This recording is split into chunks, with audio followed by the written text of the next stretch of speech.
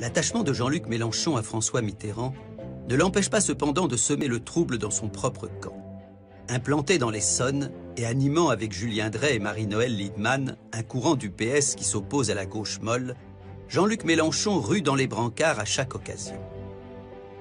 Partout où on passait, on mettait le feu, on aggravait les tensions, parce qu'on pensait que l'énergie sociale libérerait le parti de son inertie. Ensuite, on a fait une série de coups d'État. Les gens oubliaient tout ça, mais à un moment donné, le Parti socialiste a changé une fois par an de secrétaire national. C'était énorme comme situation. Mais tu peux être sûr d'une chose, c'est qu'à chaque étape, on était là, en train de comploter, bon, parce qu'on voulait passer à autre chose. Et puis, finalement, c'est autre chose qui est passé sur nous. Voilà. Mais c'était ça l'idée, changer la direction et changer la nature du parti. Laurent Fabius les appelle les cracheurs dans la soupe. Le PS les condamne pour amoralisme politique. Ils constituent l'infernal trio de l'Essonne. Lieberman, Mélenchon, Drey ne ratent jamais une occasion de faire parler d'eux. Après avoir dénoncé la torpeur du PS, ils attaquent aujourd'hui la 5e République. En veulent une 6e vraiment parlementaire. Bref, demandent au président une vraie révision constitutionnelle.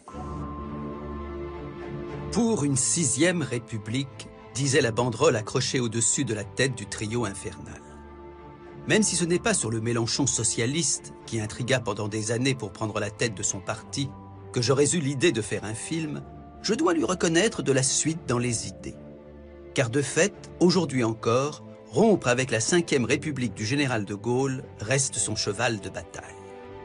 Le document du Front de gauche dit: si nous sommes, nous, à la tête de l'État, nous convoquerons une constituante. Nous voulons passer à la, lisez sur mes lèvres, 6e République. Le programme du Front de gauche, et nous convoquons une constituante, comme cela a été fait dans tous les pays où a eu lieu une révolution citoyenne. Moi, j'aime les régimes parlementaires. Et puisque tout le monde me parle sans arrêt de l'Allemagne, par exemple du type de l'Allemagne, le chancelier, le Premier ministre, est celui qui a conduit la liste aux élections législatives qui arrive en tête. Voilà qui est simple. Et il a des pouvoirs qui sont placés sous le contrôle du Parlement.